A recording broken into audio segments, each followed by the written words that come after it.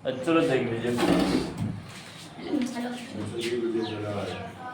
तो पिछला वीडियो में हम लोग कहाँ पर बात कर रहे थे कि इलेक्ट्रोकेमिस्ट्री की कहानी था।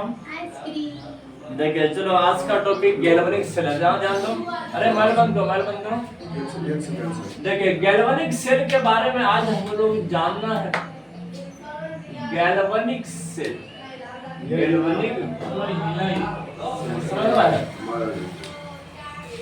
गैल्वेनिक सेल देखिए क्या चीज होता है। कि गैल्वेनिक सेल भी एक प्रकार का इलेक्ट्रोलाइटिक सेल है। कैसा सेल है? Electrolytic cell. इसमें भी क्या होता है, केमिकल एनर्जी को इलेक्ट्रिकल एनर्जी में बदला जाता है। किसको किसमें?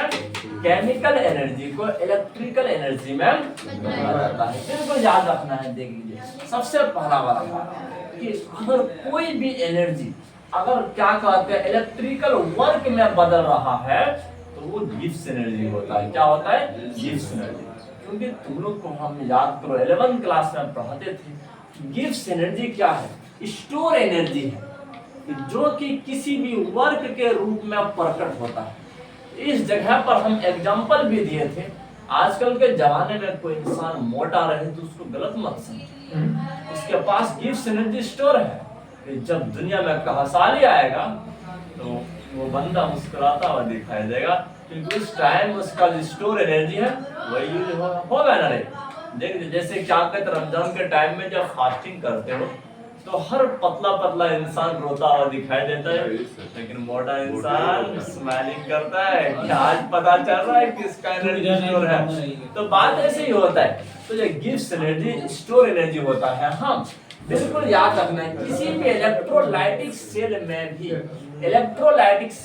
भी जो केमिकल एनर्जी जो होता है, कौन सा एनर्जी? केमिकल एनर्जी जो होते हैं से गिब्स एनर्जी कहते हैं। वही गिब्स एनर्जी बदलता है, इलेक्ट्रिकल वर्क में बदलता है। तो गैल्वेनिक सेल के अंदर में कुछ ऐसा ही घटना होता है, याद रखना है। देख लीजिए it is an electrolytic cell. अरे यहाँ ध्यान दो बच्चों, यहाँ ध्यान दो। मेरा एक तो 15-20 मिनट का हम वीडियो बनाएंगे तो फुल अटेंशन के साथ यहाँ ध्यान रखोगे तो हर बात समझ में आएगा। देख लीजिए it is an electrochemical cell. याद रखना है it is an electrochemical cell. देख लीजिए एक प्रकार का इलेक्ट्रोकेमिकल सेल है। हाँ एक प्रकार का क्या है? इलेक्ट्रोकेमिकल सेल है। जिसमें क्या होता है? जिसमें बिरयानी बनता है नहीं तो याद रखना केमिकल एनर्जी समझना। केमिकल एनर्जी जो है, केमिकल एनर्जी जो है किसका? Chemical energy.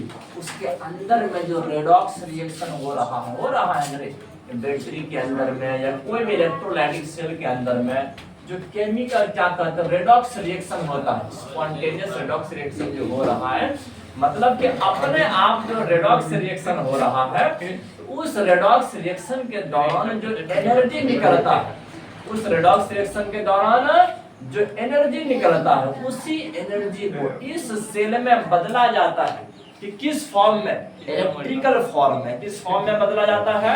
इलेक्ट्रिकल फॉर्म में। बिल्कुल याद रखना है। देख लीजिए अब ये गैल्वेनिक सेल भी क्या है? एक प्रकार का इलेक्ट्रोकेमिकल सेल है जिसमें केमिकल एनर्जी जो होता है जो निकलता है स्पॉन्टेनियस रेडॉक्स रिएक्शन के दौरान में उसी एनर्जी को बदला जाता है इलेक्ट्रिकल एनर्जी के फॉर्म में। हाँ बिल्कुल याद रखना in which chemical energy of spontaneous redox reaction. देखिए स्पॉन्टेनियस बता दिए थे अपने आप होने वाला। हाँ स्पॉन्टेनियस रेडॉक्स रिएक्शन के दौरान में जो केमिकल एनर्जी निकलेगा उसी केमिकल एनर्जी को किसमें बदला जाता है? याद रखना इलेक्ट्रिकल एनर्जी में। किसमें? Electrical energy. हम जोर से बोलना है इलेक्ट्रिकल एनर्जी में बदला जाता है। हाँ तो जस्ट यही काम रहता है किसका? गैल्वेनिक सेल का। यही काम किसका रहता है? गैल्वेनिक सेल का। याद रखना है। देख लीजिए तो स्पॉन्टेनियस रेडॉक्स रिएक्शन के दौरान जो एनर्जी निकलता है इसी को देख लीजिए is converted into electrical energy। देख लीजिए इसी एनर्जी को बदला जाता है किस एनर्जी में? इलेक्ट्रिकल एनर्जी के फॉर्म में बदला जाता है। तो चलो अब हम लोग देख लीजिए स्टार्टिंग क्लास में डैनियल सेल का नाम बताए थे। डैनियल सेल क्या होता है? कि अगर इलेक्ट्रोकेमिकल सेल में जिंक और कॉपर के इलेक्ट्रोड को अगर यूज करोगे तो उस इलेक्ट्रोकेमिकल सेल को डैनियल सेल कहते हैं। क्या कहते हैं? डैनियल सेल कहते हैं। याद रखना है, देख लीजिए। अच्छा, हमको यह बात बता दीजिए कि डैनियल सेल में रिएक्शन कैसा कैसा हो रहा था। देख लीजिए, डैनियल सेल में क्या हो रहा था कि लेफ्ट हैंड साइड में क्या रखा जाता है? लेफ्ट हैंड साइड में एनोड रखा जाता है जो जिंक हुआ करता था। क्या होता था? जिंक होता था, देख लीजिए। और जिसमें समझना एनोड पर ऑक्सीडेशन होता है, एनोड पर ऑक्सीडेशन होता है, वहां इलेक्ट्रॉन लॉस किए जाते हैं। हाँ, बिल्कुल याद रखना। और कैथोड पर रिडक्शन होता है, वहां इलेक्ट्रॉन गेन किए जाते हैं। तो अब यहाँ देख लीजिए, हम तो इसमें बता देते हैं। छोटा सा डायग्राम के द्वारा देख लीजिए। इस तरह का हम डायग्राम बनाए थे डैनियल सेल का। हाँ, जिसमें से देख लीजिए यहाँ पर एक इलेक्ट्रोड रखे थे, दूसरा इलेक्ट्रोड यहाँ रखे थे। देख लीजिए, आखिर ये किस चीज का इलेक्ट्रोड था? ये जिंक का इलेक्ट्रोड था। और ये वाला किस चीज का था?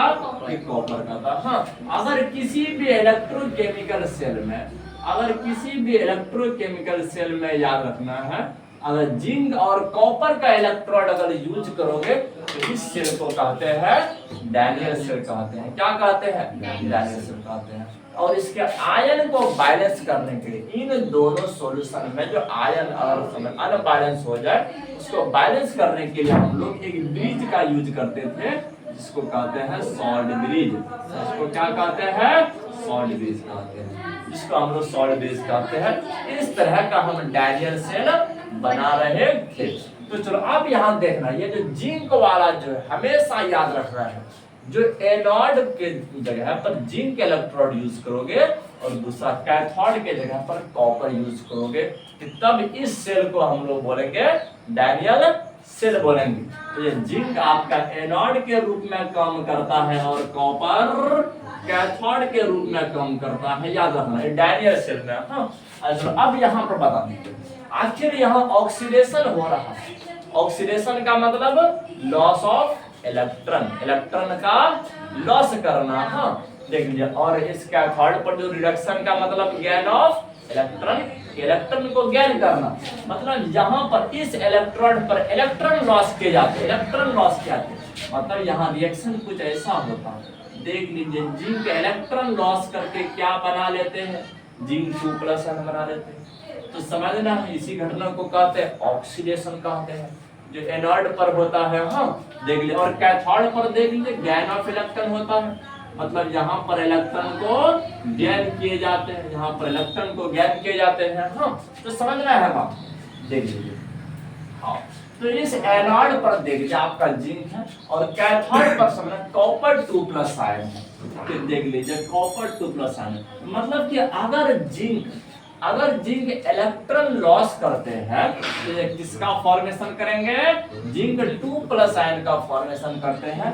और अगर कॉपर इलेक्ट्रॉन गेन करते हैं तो कॉपर का फॉर्मेशन करते हैं।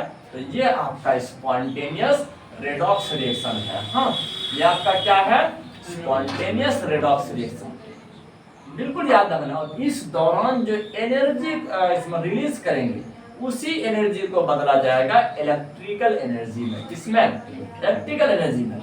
और जो सेल इस तरह का काम करता है, मतलब स्पॉन्टेनियस रेडॉक्स रिएक्शन जो होता है, उसको अगर इलेक्ट्रिकल एनर्जी में बदला जाए तो इसी काम को करने वाले सेल को हम लोग गैल्वेनिक सेल कहते हैं। हाँ, गैल्वेनिक सेल कहते हैं, याद रखना।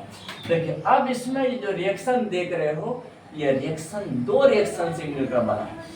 2 रिएक्शन। हाँ, इसमें एक है ऑक्सीडेशन हाफ रिएक्शन है और दूसरा है reduction half reaction. Oxidation half reaction और रिडक्शन हाफ रिएक्शन, 2 रिएक्शन मिलकर के यह रिएक्शन बना है। याद रखना, देख लीजिए।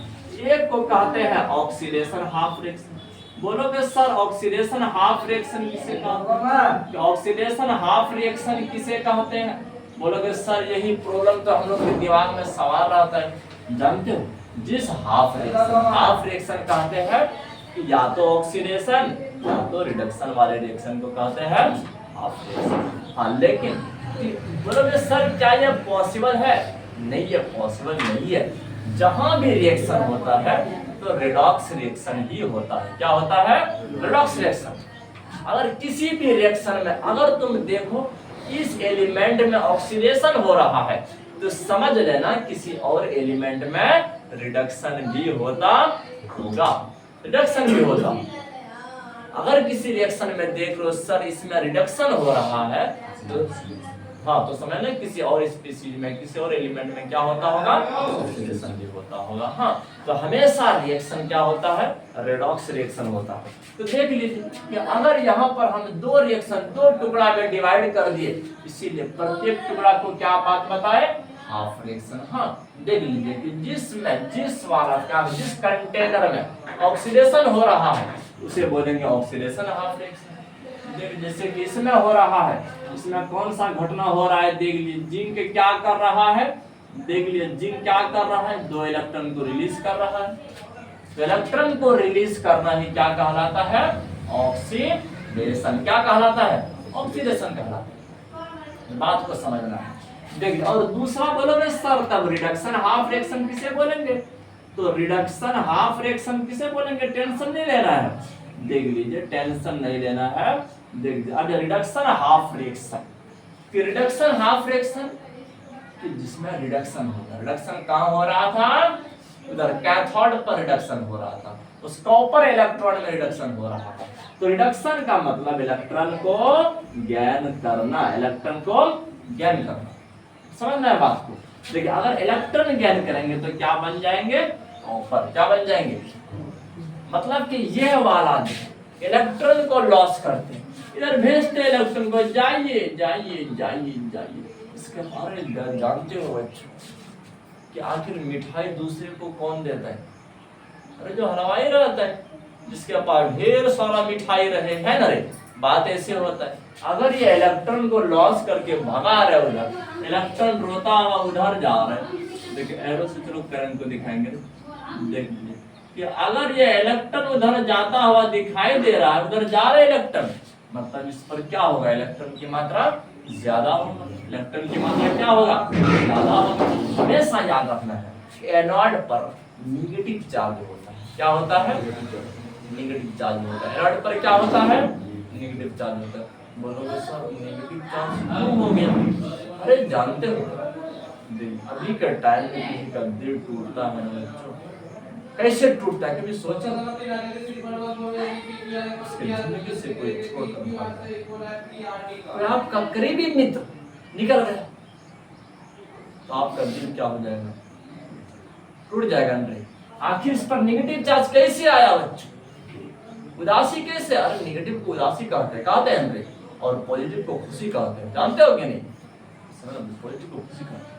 अगर ये निगेटिव आ गया मतलब आखिर जिंक जो था जिस चीज से बना हुआ था, ये इससे क्या हो गया, तो निकल करके भाग गया, निकल करके क्या हो गया था, निकल करके क्या हो गया था। बिल्कुल याद रखना बच्चों, याद रखना। निगेटिव चार्ज कैसे आता है, कि जब पॉजिटिव चार्ज भाग जाता है, जब पॉजिटिव चार्ज सॉल्यूशन में भाग जाते हैं, देख लीजिए तो इस इलेक्ट्रोड पर कौन सा चार्ज आ जाते हैं, नेगेटिव चार्ज। बोलोगे सर तब तो कैथोड पर जो पॉजिटिव चार्ज आते हैं, इसका मतलब क्या हुआ, अब हम समझाते हैं समझिए। बाहर में जो कॉपर आयन होगा वो इसके ऊपर बैठ गया होगा, बाहर में जो कॉपर आयन होगा वो इसके ऊपर बैठ गया होगा, समझना है। बोलोगे सर एक बात बोल दे, तब तो टाइम के साथ एनोड पतला होता जाता होगा और कैथोड मोटा होता होगा। आपने सही सुना, आपने सही सुना बच्चों, सही सुना।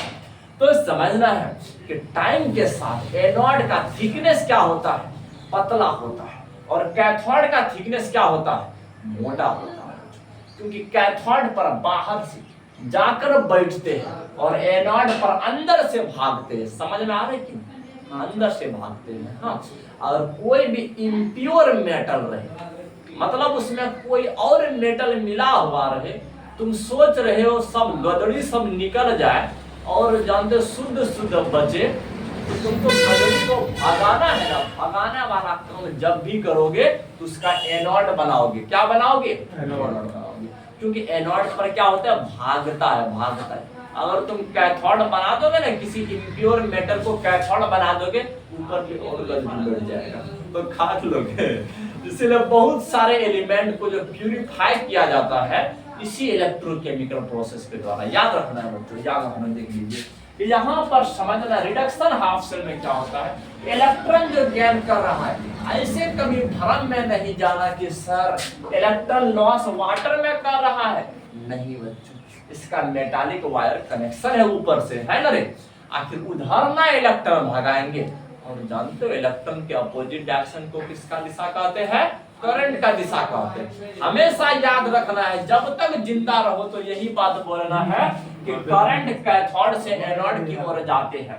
इस वायर में करंट किधर से किधर जाते हैं, कैथोड से एनोड की तरफ जाते हैं। इसका रीजन क्या है, क्योंकि इलेक्ट्रॉन किधर से किधर जा रहा था, एनोड से कैथोड की तरफ जा रहा था। हाँ बिल्कुल, यहाँ पर याद रखना है। देख अब यही दोनों रिएक्शन को अगर तुम जोड़ दोगे, ये बाबा साहब आ जाएगा। हाँ बोलोगे सर जोड़ के दिखा दीजिए, देख लीजिए कि हम जोड़ करके भी दिखा सकते हैं। देख लीजिए हम जोड़ करके दिखा सकते हैं कि एडिंग अबव इक्वेशन, देख लीजिए एडिंग अबव इक्वेशन, अगर हम ऊपर के सारे समीकरण को जोड़ दें तो देख लीजिए क्या बन जाएगा, दो इलेक्ट्रॉन गया भैंस पानी में गया ना रे। देख लीजिए, और जिंक किसके साथ जुड़ गया, zinc plus copper 2 plus ion, और इधर क्या बचा, जिंक 2 प्लस आयन, और इसके बाद कॉपर बचा। देख लीजिए ओवरऑल रिएक्शन समझ में आ गया, ओवरऑल रिएक्शन समझ में आ गया, समझना है। और इसी रिएक्शन से आया है एनोड और कैथोड का डेफिनेशन। क्या आया है, बात को समझना है, एनोड और कैथोड का डेफिनेशन। अगर कोई आपसे पूछे एनोड किसे कहते हैं तो क्या बोलोगे कि सर ऐसा इलेक्ट्रॉन जिस पर ऑक्सीडेशन होता है, क्या होता है, ऑक्सीडेशन होता है, उसे क्या कहते हैं, एनोड। और ऐसा इलेक्ट्रॉन जिस पर रिडक्शन होता है उसे कैथोड कहते हैं। हाँ याद रखना, फटाक से बोल देना है, कोई भी जैसे क्वेश्चन पूछे ना तड़ाक से जवाब दे दो, मुंह में लग जाएगा, दोबारा पूछबो नहीं करेगा। इसीलिए कहते हैं बच्चों वैसा तो कॉन्सेप्ट को समझा करो। तुम्हारा अगर बेस मजबूत रहेगा तो आगे चलो, आगे चल के कुछ और हार्ड बात सीखोगे, है ना। देख लीजिए अभी के जमाने में चलो कि हम एनोड और कैथोड का डेफिनेशन लिख देते हैं। देख लीजिए एनोड किसे कहते हैं और कैथोड किसे कहते हैं, याद रखना है कि एन इलेक्ट्रोड, देखिए बात को समझने, एन इलेक्ट्रोड ऑन विच जिस पर ऑक्सीडेशन टेक्स प्लेस। देख लीजिए इलेक्ट्रोड जिस पर ऑक्सीडेशन होता हो, ऑक्सीडेशन टेक्स प्लेस, याद रखना है, जिस पर ऑक्सीडेशन होता हो उसे क्या कहते हैं, उसे एनोड कहते हैं, उसे एनोड कहते हैं, याद रखना है। देख लीजिए इसके नीचे बोलोगे सर रिएक्शन भी लिख के दिखा दीजिए ना, थोड़ा सा स्मार्ट दिखेगा। देख लीजिए हेलो दिखा दिए है ना रे। अब बोलो सर कैथोड किसे कहते हैं, कैथोड याद रखना जिस पर रिडक्शन होता है ना रे। ये सब तो छोटा छोटा बात है, लेकिन ये सब चैप्टर मशहूर किस नाम से है जानते हो, एक हमारा कॉल रॉस के चचा आ रहे, अपना लॉ देंगे बस काम खत्म, बस न्यूमेरिकल के नाम से मशहूर है। बहुत सारा फॉर्मूला लिखाएंगे, लगेगा कि सर फिजिक्स पढ़ा रहे, और नाम भी इसका है फिजिकल केमिस्ट्री। क्या है, फिजिकल केमिस्ट्री, एकदम फिजिक्स वाला बात चलेगा।